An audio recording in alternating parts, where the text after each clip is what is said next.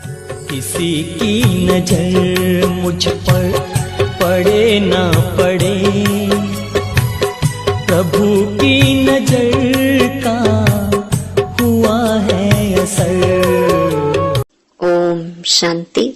19 फरवरी 2025। बाबा के महावाक्य। मीठे बच्चे, तुमने अब तक जो कुछ पढ़ा है उसे भूल जाओ। जीते जी मरना माना, सब कुछ भूलना, पिछला कुछ भी याद न आए। प्रश्न, जो पूरा जीते जी मरे हुए नहीं हैं, उनकी निशानी क्या होगी? उत्तर, वह बाप से भी आर्ग्यू करते रहेंगे, शास्त्रों का मिसाल देते रहेंगे। जो पूरा मर गए वह कहेंगे, बाबा जो सुनाते वही सच है, हमने आधा कल्प जो सुना वह झूठ ही था, इसीलिए अब उसे मुख पर भी ना लाएं। बाप ने कहा है, हियर नो इविल। गीत ओम नमो शिवाय। ओम शांति। बच्चों को समझाया गया है, जब शांति में बिठाते हो जिसको निष्ठा अक्षर दिया है, यह ड्रिल कराई जाती है। अब बाप बैठ रूहानी बच्चों को समझाते हैं कि जो जीते जी मरे हैं, कहते हैं हम जीते जी मर चुके हैं। जैसे मनुष्य मरता है तो सब कुछ भूल जाता है, सिर्फ संस्कार रहते हैं। अभी तुम भी बाप का बनकर दुनिया से मर गए हो। बाप कहते हैं, तुम्हारे में भक्ति के संस्कार थे, अब वह संस्कार बदल रहे हैं, तो जीते जी तुम मरते हो ना। मरने से मनुष्य पढ़ा हुआ सब कुछ भूल जाता है, फिर दूसरे जन्म में नए सिर पढ़ना होता है। बाप भी कहते हैं, तुम जो कुछ पढ़े हुए हो वह भूल जाओ, तुम तो बाप के बने हो ना। मैं तुमको नई बात सुनाता हूँ, तो अब वेद, शास्त्र, ग्रंथ, जप, तप आदि यह सब बातें भूल जाओ। इसीलिए ही कहा है, hear no evil, see no evil. यह तुम बच्चों के लिए हैं। कई बहुत शास्त्र आदि पढ़े हुए हैं, पूरा मरे नहीं हैं तो फालतू आर्ग्यू करेंगे। मर गए फिर कभी आर्ग्यू नहीं करेंगे, कहेंगे बाप ने जो सुनाया है वही सच है, बाकी बातें हम मुख पर क्यों लाएं? बाप कहते हैं, यह मुख में लाओ ही नहीं। Hear no evil. बाप ने डायरेक्शन दिया ना, कुछ भी सुनो नहीं। बोलो अभी हम ज्ञान सागर के बच्चे बने हैं, तो भक्ति को क्यों याद करें? हम एक भगवान को ही याद करते हैं। बाप ने कहा है, भक्ति मार्ग को भूल जाओ। मैं तुमको सहज बात सुनाता हूँ कि मुझ बीज को याद करो, तो झाड़ सारा बुद्धि में आ ही जाएगा। तुम्हारी मुख्य है गीता, गीता में ही भगवान की समझानी है। अब ये है नई बातें। नई बात पर हमेशा ज्यादा ध्यान दिया जाता है भी बड़ी सिंपल बात। सबसे बड़ी बात है याद करने की। घड़ी घड़ी कहना पड़ता है, मन मना भव। बाप को याद करो, यही बहुत गुहिया बातें हैं, इसमें ही विघ्न पड़ते हैं। बहुत बच्चे हैं जो सारे दिन में 2 मिनट भी याद नहीं करते। बाप का बनते भी अच्छा कर्म नहीं करते तो याद भी नहीं करते, विकर्म करते रहते हैं। बुद्धि में बैठता ही नहीं है तो कहेंगे यह बाप की आज्ञा का निरादर है। पढ़ नहीं सकेंगे, वह ताकत नहीं मिलती। जिस्मानी पढ़ाई से भी बल मिलता है ना। पढ़ाई है सोर्स ऑफ इनकम, शरीर निर्वाह होता है, सो भी अल्प काल के लिए। कई पढ़ते पढ़ते मर जाते हैं तो वह पढ़ाई थोड़े ही साथ ले जाएंगे। दूसरा जन्म ले फिर नए सिर पढ़ना पड़े। यहाँ तो तुम जितना पढ़ेंगे वह साथ ले जाएंगे, क्योंकि तुम प्रारब्ध पाते हो दूसरे जन्म में। बाकी तो वह सब है ही भक्ति मार्ग। क्या क्या चीजें हैं ये कोई नहीं जानते। रूहानी बाप तुम रूहों को बैठ ज्ञान देते हैं। एक ही बार बाप सुप्रीम रूह आकर रूहों को नॉलेज देते हैं, जिससे विश्व के मालिक बन जाते हो। भक्ति मार्ग में स्वर्ग थोड़े ही होता है। अभी तुम धनी के बने हो। माया कई बार बच्चों को भी निधन का बना देती है। छोटी छोटी बातों में आपस में लड़ पड़ते हैं।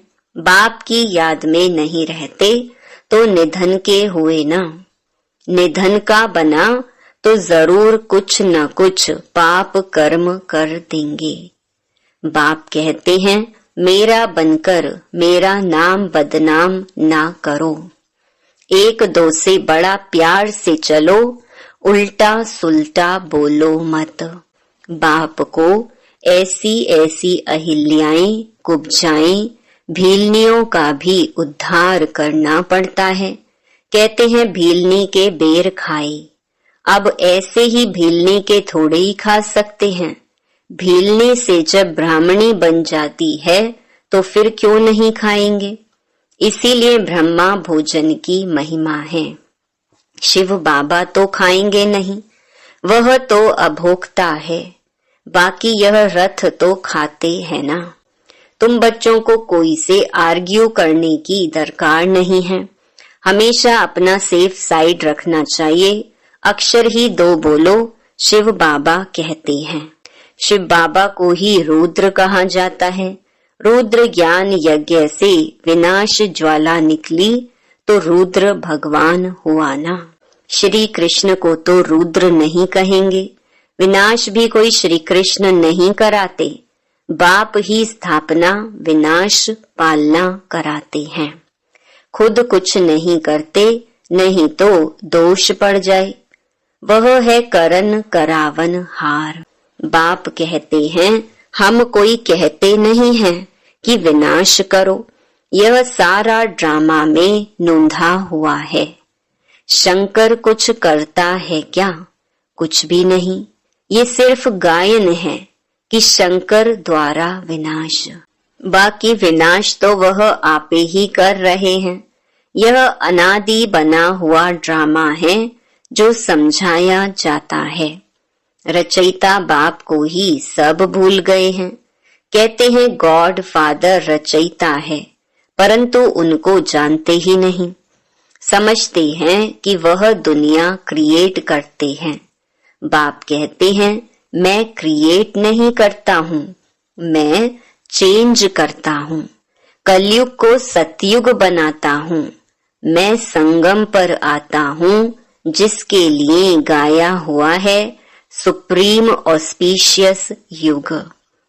भगवान कल्याणकारी है, सबका कल्याण करते हैं, परंतु कैसे और क्या कल्याण करते हैं ये कुछ जानते नहीं। अंग्रेजी में कहते हैं लिबरेटर गाइड, परंतु उनका अर्थ थोड़े ही समझते हैं। कहते हैं भक्ति के बाद भगवान मिलेगा, सदगति मिलेगी। सर्व की सदगति तो कोई मनुष्य कर ना सके, नहीं तो परमात्मा को पतित पावन सर्व का सदगति दाता क्यों गाया जाए। बाप को कोई भी जानते नहीं, निधन के हैं। बाप से विपरीत बुद्धि है। अब बाप क्या करे। बाप तो खुद मालिक हैं। उनकी शिव जयंती भी भारत में मनाते हैं। बाप कहते हैं मैं आता हूँ भक्तों को फल देने। आता भी भारत में हूँ। आने के लिए मुझे शरीर तो जरूर चाहिए ना।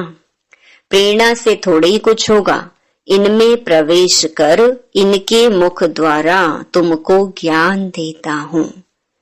गौ मुख की बात नहीं है, यह तो इस मुख की बात है। मुख तो मनुष्य का चाहिए, ना कि जानवर का। इतना भी बुद्धि काम नहीं करती है। दूसरे तरफ फिर भागीरथ दिखाते हैं। वह कैसे और कब आते हैं जरा भी किसको पता नहीं है। तो बाप बच्चों को बैठ समझाते हैं कि तुम मर गए तो भक्ति मार्ग को एकदम भूल जाओ।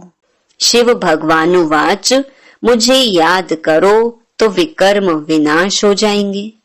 मैं ही पतित पावन हूँ, तुम पवित्र हो जाएंगे, फिर सबको ले जाऊंगा। मैसेज घर घर में दो। बाप कहते हैं मुझे याद करो तो विकर्म विनाश होंगे, तुम पवित्र बन जाएंगे। विनाश सामने खड़ा है, तुम बुलाते भी हो हे पतित पावन आओ। पतितों को पावन बनाओ, राम राज्य स्थापन करो, रावण राज्य से मुक्त करो। वह हर एक अपने अपने लिए कोशिश करते हैं। बाप तो कहते हैं मैं आकर सर्व की मुक्ति करता हूँ। सभी 5 विकारों रूपी रावण की जेल में पड़े हैं, मैं सर्व की सद्गति करता हूँ। मुझे कहा भी जाता है दुख हरता सुख करता। राम राज्य तो जरूर नई दुनिया में होगा। तुम पांडवों की अभी है प्रीत बुद्धि, कोई कोई की तो फौरन प्रीत बुद्धि बन जाती है, कोई कोई की आहिस्ते आहिस्ते प्रीत जुटती है। कोई तो कहते हैं बस हम सब कुछ बाप को सरेंडर करते हैं, सिवाय एक के दूसरा कोई रहा ही नहीं। सबका सहारा एक गॉड ही है। कितनी सिंपल से सिंपल बात है। बाप को याद करो और चक्कर को याद करो तो चक्रवर्ती राजा रानी बनेंगे। ये स्कूल ही है विश्व का मालिक बनने का, तब चक्रवर्ती राजा नाम पड़ा है। चक्कर को जानने से फिर चक्रवर्ती बनते हैं। यह बाप ही समझाते हैं, बाकी आर्ग्यू कुछ भी नहीं करनी है। बोलो भक्ति मार्ग की सब बातें छोड़ो। बाप कहते हैं सिर्फ मुझे याद करो। मूल बात ही यह है। जो तीव्र पुरुषार्थी होते हैं वह जोर से पढ़ाई में लग जाते हैं। जिनको पढ़ाई का शौक होता है वह सवेरे उठकर पढ़ाई करते हैं। भक्ति वाले भी सवेरे उठते हैं। नौधा भक्ति कितनी करते हैं, जब सिर काटने लगते हैं तो साक्षात्कार होता है। यहाँ तो बाबा कहते हैं यह साक्षात्कार भी नुकसान कारक है। साक्षात्कार में जाने से पढ़ाई और योग दोनों बंद हो जाते हैं, टाइम वेस्ट हो जाता है। इसीलिए ध्यान आदि का शौक तो बिल्कुल नहीं रखना है। यह भी बड़ी बीमारी है जिससे माया की प्रविष्टता हो जाती है। जैसे लड़ाई के समय न्यूज सुनाते हैं तो बीच में ऐसी कुछ खराबी कर देते हैं जो कोई सुन ना सके। माया भी बहुतों को विघ्न डालती है, बाप को याद करने नहीं देती है। समझा जाता है इनकी तकदीर में विघ्न है। देखा जाता है कि माया की प्रवेशता तो नहीं है। बेकायदे तो नहीं कुछ बोलते हैं तो फिर झट बाबा नीचे उतार देंगे। बहुत मनुष्य कहते हैं हमको सिर्फ साक्षात्कार हो तो इतना सब धन माल आदि हम आपको दे देंगे। बाबा कहते हैं यह तुम अपने पास ही रखो। भगवान को तुम्हारे पैसे की दरकार क्या रखी है। बाप तो जानते हैं इस पुरानी दुनिया में जो कुछ है सब भस्म हो जाएगा। बाकी क्या करेंगे। बाबा पास तो फुरी फुरी माना बूंद बूंद तालाब हो जाता है। बाप के डायरेक्शन पर चलो, हॉस्पिटल कम यूनिवर्सिटी खोलो, जहां कोई भी आकर विश्व का मालिक बन सके। 3 पैर पृथ्वी में बैठ तुमको मनुष्य को नर से नारायण बनाना है, परंतु 3 पैर पृथ्वी के भी नहीं मिलते हैं। बाप कहते हैं मैं तुमको सभी वेदों शास्त्रों का सार बताता हूँ। ये शास्त्र हैं सब भक्ति मार्ग के। बाबा कोई निंदा नहीं करते हैं, ये तो खेल बना हुआ है। यह सिर्फ समझाने के लिए कहा जाता है तो फिर भी खेलना। खेल की हम निंदा नहीं कर सकते हैं। हम कहते हैं ज्ञान सूर्य, ज्ञान चंद्रमा, तो फिर वह चंद्रमा आदि में जाकर ढूंढते हैं। वहां कोई राजाई रखी है क्या? जापानी लोग सूर्य को मानते हैं, हम कहते हैं सूर्यवंशी। वह फिर सूर्य की बैठ पूजा करते हैं, सूर्य को पानी देते हैं। तो बाबा ने बच्चों को समझाया है, कोई बात में जास्ती आर्ग्यू नहीं करनी है। बात ही एक सुनाओ। बाप कहते हैं माँ मेकम याद करो तो पावन बनेंगे। अभी रावण राज्य में सभी पतित हैं, परंतु अपने को पतित कोई मानते थोड़े ही हैं। बच्चे, तुम्हारी एक आंख में शांति धाम, एक आंख में सुख धाम, बाकी इस दुख धाम को भूल जाओ। तुम हो चैतन्य लाइट हाउस। अभी प्रदर्शनी में भी नाम रखा है भारत द लाइट हाउस, लेकिन वह कोई थोड़े ही समझेंगे। तुम अभी लाइट हाउस हो ना। पोर्ट पर लाइट हाउस स्टीमर को रास्ता बताते हैं, तुम भी सबको रास्ता बताते हो मुक्ति और जीवन मुक्ति धाम का। जब कोई भी प्रदर्शनी में आते हैं तो बहुत प्रेम से बोलो, गॉड फादर तो सबका एक है ना। गॉड फादर या परम पिता कहते हैं कि मुझे याद करो तो जरूर मुख द्वारा कहेंगे ना। ब्रह्मा द्वारा स्थापना, हम सब ब्राह्मण ब्राह्मणियां हैं। ब्रह्मा मुख वंशावली, तुम ब्राह्मणों की वह ब्राह्मण भी महिमा गाते हैं। ब्राह्मण देवताए नमः। ऊंच ते ऊंच है ही एक बाप। वह कहते हैं मैं तुमको ऊंच ते ऊंच राजयोग सिखाता हूँ, जिससे तुम सारे विश्व के मालिक बनते हो। वह राजाई तुमसे कोई छीन न सके। भारत का विश्व पर राज्य था। भारत की कितनी महिमा है, अभी तुम जानते हो कि हम श्रीमत पर यह राज्य स्थापन कर रहे हैं। अच्छा, मीठे मीठे सिकिलधे बच्चों प्रति माता पिता बाप दादा का याद प्यार और गुड मॉर्निंग। रूहानी बाप की रूहानी बच्चों को नमस्ते। धारणा के लिए मुख्य सार। पहला, तीव्र पुरुषार्थी बनने के लिए पढ़ाई का शौक रखना है। सवेरे सवेरे उठकर पढ़ाई पढ़नी है। साक्षात्कार की आश नहीं रखनी है, इसमें भी टाइम वेस्ट जाता है। दूसरा, शांति धाम और सुख धाम को याद करना है। इस दुख धाम को भूल जाना है। किसी से भी आर्ग्यू नहीं करनी है। प्रेम से मुक्ति और जीवन मुक्ति धाम का रास्ता बताना है। वरदान, सदा सुखों के सागर में लवलीन रहने वाले अंतर्मुखी भवा। कहा जाता है अंतर्मुखी सदा सुखी। जो बच्चे सदा अंतर्मुखी भव का वरदान प्राप्त कर लेते हैं, वह बाप समान सदा सुख के सागर में लवलीन रहते हैं। सुखदाता के बच्चे स्वयं भी सुखदाता बन जाते हैं। सर्व आत्माओं को सुख का ही खजाना बांटते हैं। तो अब अंतर्मुखी बन ऐसी संपन्न मूर्ति बन जाओ जो आपके पास कोई भी किसी भी भावना से आए, अपनी भावना संपन्न करके जाए।